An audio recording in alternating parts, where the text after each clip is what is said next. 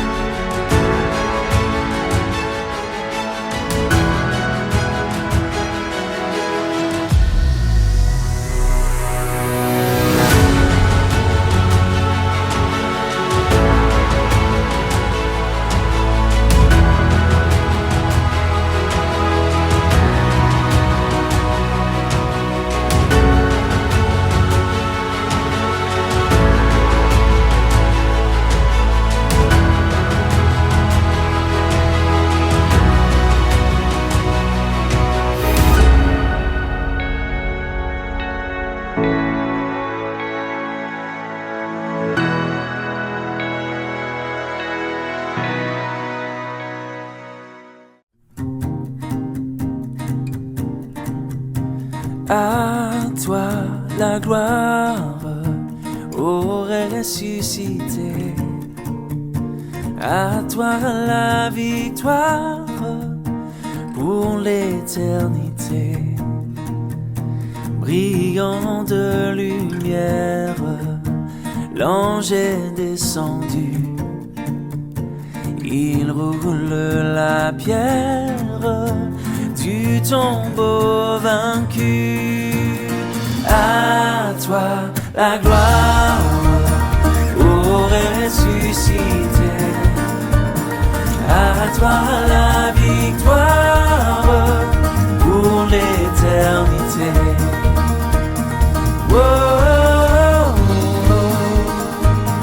oh, oh, oh. Vois-le paraître, c'est lui, c'est Jésus, ton sauveur, ton maître. Oh, ne doute plus, sois dans l'allégresse, peuple du Seigneur, et redis sans cesse que Christ est vainqueur. À toi la gloire, ô ressuscité. À toi la victoire pour l'éternité. Oh, oh, oh, oh, oh, oh, oh. Il est ma victoire, mon puissant soutien, ma vie et ma gloire. Non, je ne crains rien.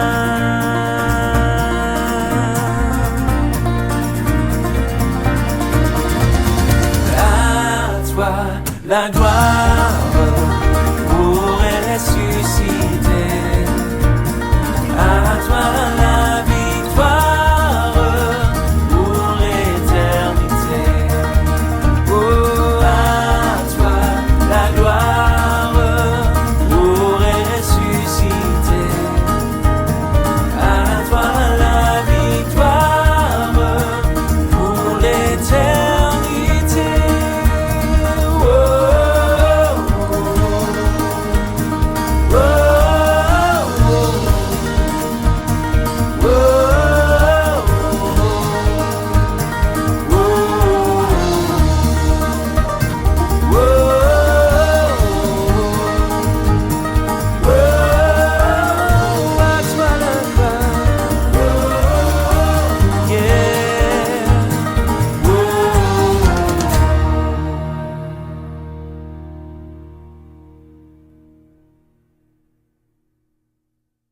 Après 7 soirées passées avec Jésus, nous arrivons déjà au bout du chemin de Pâques. Que pourrions-nous attendre de plus après avoir assisté hier à la crucifixion de Jésus qui nous donne la paix et la possibilité de la vie éternelle? Jésus a été embaumé et placé dans un tombeau. Des gardes surveillent les lieux pour que personne ne vienne dérober son corps. Mais ni les stratagèmes humains, ni même la mort ne sont des limites pour Dieu. Approchons-nous du tombeau. Accompagnons les femmes venues s'occuper du corps de Jésus. La victoire suprême est sur le point d'arriver. Merci Yolande Grazet, notre collègue à Esport Média, responsable d'Esport Plus.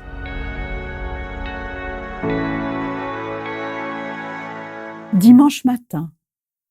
Le soleil ne s'est pas encore levé. Marie émerge d'un sommeil lourd. Mais peut-on parler de repos lorsque, depuis 2 jours, elle dort si peu? Elle ne peut s'empêcher de se remémorer inlassablement tout ce qui s'est passé depuis vendredi. Son ami, son maître, Jésus, celui qui lui a redonné vie, celui qui lui a donné un sens à son existence, qui lui a rendu son honneur, celui qu'elle a suivi fidèlement depuis quelques années. Eh bien, il a été crucifié comme un malfaiteur. Elle n'aurait peut-être pas dû le suivre jusqu'au bout, mais avec l'autre Marie, avec sa mère, avec Salomé, elles n'ont pas pu le laisser seul dans son agonie. Pourquoi s'est-il laissé faire? Lui qui avait réalisé tant de miracles, ne pouvait-il pas en bénéficier juste une fois? Comment a-t-on pu lui faire subir toute cette violence, alors que sa vie n'avait été que bonté, bienveillance et amour? Tant de questions face à une telle injustice. Alors oui, son cœur hurle de colère contre ceux qui ont voulu le mettre à mort. Ce matin, elle a rendez-vous avec ses amis. Ensemble, elles veulent aller voir une dernière fois Jésus, leur Seigneur. Elles ont bien vu où il a été déposé. Ce Joseph d'Arimathée a été comme un ange envoyé du ciel. Il a offert un tombeau neuf pour que Jésus y soit enterré et non pas jeté dans une fosse commune comme un brigand. Comme le veut la coutume, il l'a enveloppé dans un drap de lin. Nicodème a apporté de quoi l'embaumer, mais il a fallu faire vite, car le sabbat allait commencer. Malgré cela, Marie et ses amis ont voulu aussi acheter des huiles parfumées. Tout est prêt pour que Jésus soit enterré de manière plus digne que sa mort. La tradition le veut ainsi, mais pour elle, ce sera surtout une manière de lui rendre un dernier hommage, de lui dire un dernier au revoir. Marie sort de chez elle. Il fait encore sombre. Elle retrouve Marie et Salomé. Leurs cœurs sont tellement lourds, elles sont fébriles. Tout en marchant en silence, une question les taraude. Vendredi, lorsque Jésus a été placé dans le tombeau, une grosse pierre a été roulée devant. Et puis, les pharisiens avaient tellement peur que le corps de Jésus soit volé. Ils ont demandé aux Romains de placer des gardes devant la grotte. Peut-être que ces hommes accepteront de leur donner un coup de main pour pouvoir accéder à la dépouille de Jésus. Les femmes marchent vite, comme des automates. Elles ne parlent pas. Elles quittent les rues inanimées de Jérusalem et arrivent enfin dans ce jardin près de Golgotha. L'endroit est calme dans l'aube naissante. Les premières lueurs apparaissent. Elles s'approchent de l'endroit et dans cette faible clarté du début du jour, quelle n'est pas leur surprise de voir que la tombe est ouverte. Les pharisiens auraient-ils eu raison? A-t-on volé Jésus? Elles pressent le pas, voient les soldats endormis, arrivent devant l'ouverture de la tombe, entrent. Mais la grotte est vide. Elle qui s'apprêtait à trouver un corps sans vie ne voit que des bandelettes par terre et le tissu qui a servi à envelopper la tête, soigneusement roulé à part. Non, si des voleurs s'étaient emparés du corps de Jésus, ils l'auraient pris avec les draps de lin. Ils ne se seraient pas donné la peine de bien ranger. Mais alors, que s'est-il passé? Pourquoi Jésus n'est plus là? Aucune des femmes ne comprend. Et Marie pleure. Elle a peur. Il ne manquait plus que ça. La dépouille de Jésus a disparu. Et c'est alors que l'impensable se produit. Serait-ce le jardinier? Un ou deux hommes?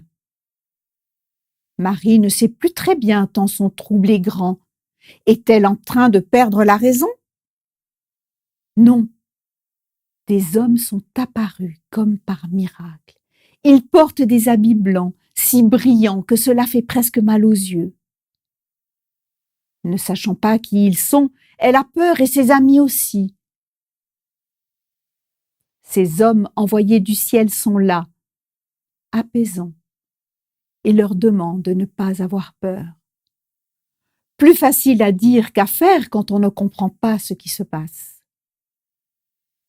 Mais ils continuent, avec bienveillance, à leur dire que celui qu'elles cherchent n'est plus ici, qu'il s'est réveillé de la mort, qu'elles doivent certainement se souvenir des paroles de Jésus, leur expliquant que le troisième jour, il se relèverait de la mort. Alors, elles repensent aux enseignements de Jésus. Et oui, elles se souviennent qu'il avait parlé de sa mort et d'une résurrection, mais à l'époque, elles n'avaient pas très bien compris. Et voilà que maintenant, cette annonce devient réalité, incroyable, impensable. Dans leur cœur, c'est un mélange fait de peur et de joie. Elles sont à la fois tremblantes en état de choc. Elles sont bouleversées, déstabilisées. Jésus est vivant, vraiment vivant? Elles qui étaient venues s'occuper d'un mort, elles sont interpellées par un homme debout. Comme pour répondre à cette déstabilisation, Jésus va apparaître à Marie pour qu'elle n'ait plus aucun doute. Lui, le ressuscité, va l'appeler par son nom et grâce à cette voix qu'elle a tant écoutée, elle le reconnaît et va l'appeler Maître. Dans un élan du cœur, Marie aimerait le serrer dans ses bras, lui exprimer son bonheur de le revoir, se dire que la journée de vendredi n'a été qu'un terrible cauchemar. Mais Jésus lui demande de ne pas le retenir. Et il lui confie une mission, celle d'aller dire aux disciples que Jésus est ressuscité, qu'il a été relevé, qu'il est vivant. Le soleil s'est maintenant levé. Quel cadeau pour Marie d'avoir pu voir Jésus debout. Son cœur est rempli d'une joie incroyable. Jésus est vivant, Jésus est vivant. Elle ne peut s'empêcher de se redire cette phrase. Jésus est ressuscité. Il est vivant, il est debout. Elle abandonne toutes ses huiles et elle part. Elle marche vite, elle court. Son cœur déborde. Alors il faut qu'elle partage cette joie avec les autres amis de Jésus. Elle sait où les trouver. Depuis vendredi, les 11 disciples se terrent dans une maison. Eux non plus ne comprennent pas pourquoi Jésus s'est laissé faire, pourquoi il a été torturé, pourquoi il est mort, pourquoi Dieu n'est pas intervenu. Ils sont tellement tristes et décontenancés. Ont-ils eu raison de suivre Jésus? Et s'il avait été un imposteur? Alors Marie court, car il faut leur dire qu'ils n'ont plus besoin de pleurer, que leur ami, leur maître, leur Seigneur est à nouveau là, qu'il leur donne rendez-vous en Galilée, là où ils ont vécu tant de choses ensemble. Marie a le souffle court lorsqu'elle arrive dans la maison où sont les disciples. Elle essaye de raconter qu'elle a vu Jésus vivant. Elle bafouille tellement elle a de choses à dire, tellement elle est heureuse. Mais eux la regardent étonnés, éberlués même. Ils doutent, ils pensent qu'elle dit n'importe quoi, qu'elle est si triste, qu'elle a certainement eu une hallucination. Pierre a même couru jusqu'à la tombe et il a été très étonné de la trouver vide. Ils sont tellement surpris qu'ils ne peuvent accepter que leur maître a retrouvé la vie.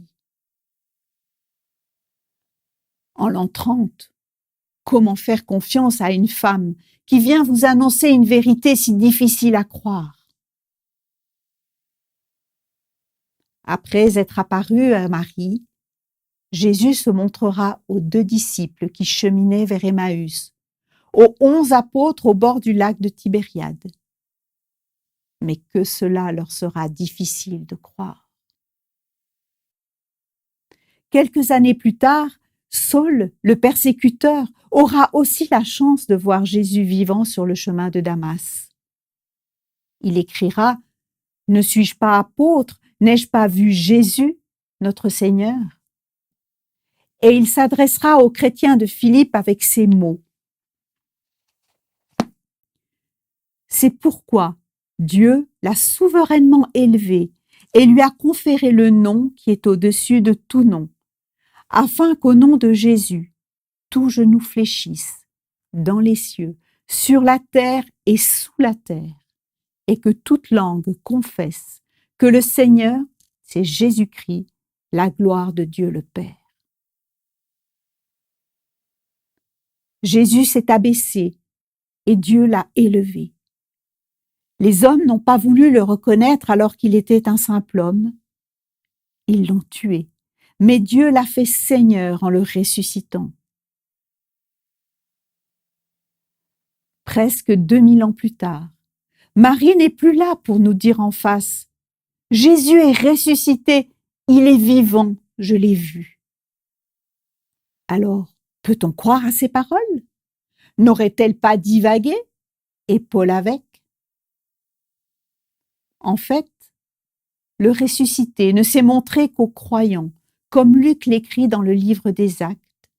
Dieu l'a ressuscité le 3e jour et il lui a donné de manifester sa présence, non pas au peuple en général, mais bien à des témoins nommés d'avance par Dieu, à ceux qui ont mangé et bu avec lui après sa résurrection d'entre les morts.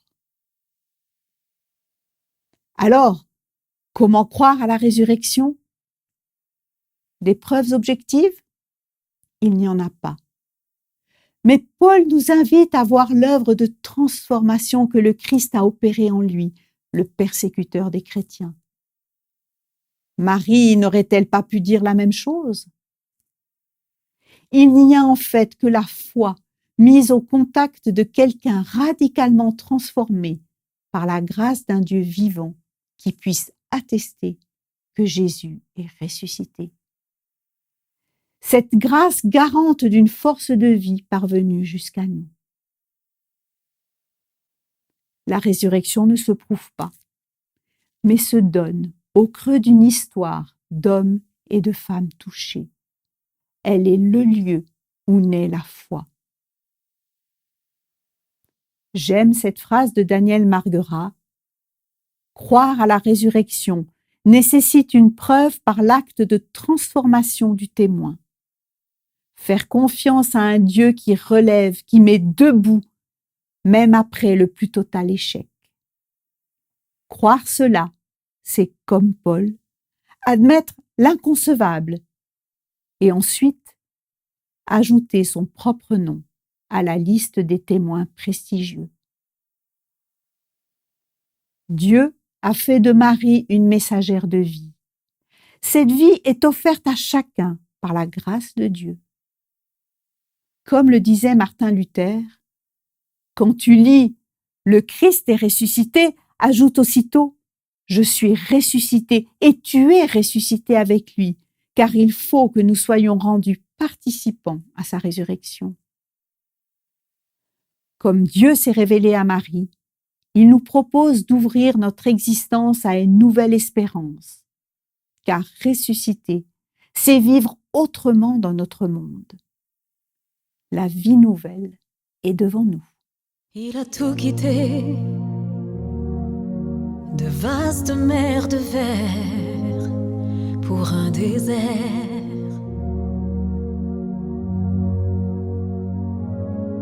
Il a tout quitté, le trône de l'Éternel pour Emmanuel.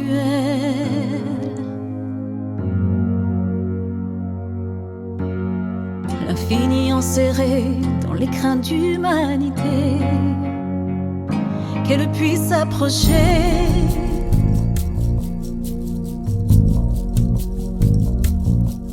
Il a tout quitté pour que de la poussière jaillisse la lumière, que tombent les frontières entre ciel et terre, qu'au son des prières se fendent les mers, que tombent les fers de toutes les guerres, que d'un cœur désert s'écoule une rivière.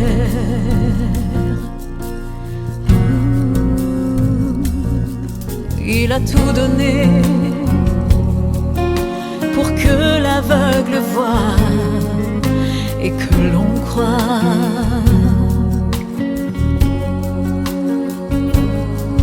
Il a tout donné pour que le sourd entende, que nos cœurs se rendent,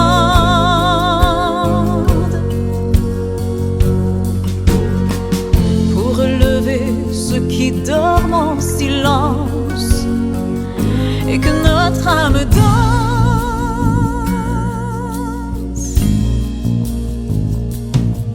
Dieu a tout donné, donné le Fils éternel, c'était donner le ciel, que tombent les frontières entre ciel et terre, qu'au son des prières se fendent les mers, que tombent les fers de toutes les guerres, que d'un cœur désert la haine meurtrière, le déni d'un frère, il a vidé cette coupe amère. Quand ils ont cloué ses mains et ses pieds, il n'a rien dit pour ne pas nous perdre. Le voile est déchiré, tout est terminé, l'agneau parfait a tout pardonné, pour qu'au fond des cœurs naisse une lueur, que roule la pierre,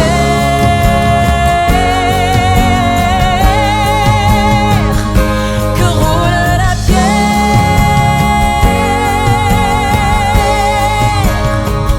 que tombent les frontières entre ciel et terre, qu'au son des prières